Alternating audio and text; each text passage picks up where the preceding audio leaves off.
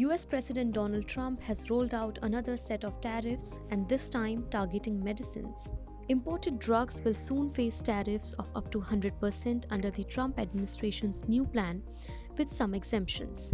At the heart of the policy are tariffs on patented drugs imported from countries without trade agreements with the US, as well as on companies that lack most favored nation pricing arrangements with the administration. However, the rollout isn't immediate. According to the White House, larger companies will face these duties in 120 days. On the other hand, smaller manufacturers will not be affected for 180 days. Generic medicines will not be subject to the new tariffs for now. However, they will be reviewed within 1 year. Specialty pharmaceutical products such as drugs for rare diseases or animal health will also be exempt. This applies if they come from countries with trade agreements or are considered essential for urgent public health needs.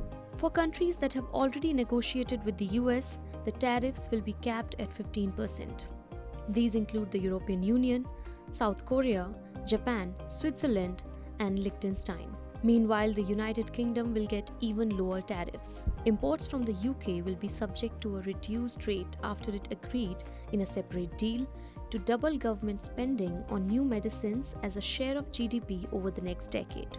Currently, the tariff on UK imports stands at 10%. It could fall to zero if GSK finalizes a domestic manufacturing agreement with the US government.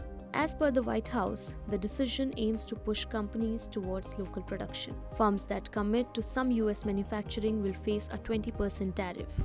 If they go further and sign most favored nation pricing arrangements, tariffs may drop to zero, and the tariff-free window will stay valid until January 20, 2029. So who will be affected? Most major drug makers have already struck agreements with the Trump administration, effectively avoiding the tariffs. According to experts, the 100% duty will apply to only around $12 billion worth of goods, out of a total of $274 billion in pharmaceutical imports in 2025.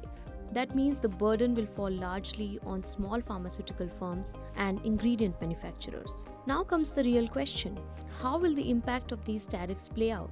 The new tariffs could lead to higher overall pricing across the pharmaceutical industry, including insurance-linked costs and procurement expenses. However, the impact may not be immediate, given the complex pricing structure involving insurers and pharmacy benefit managers.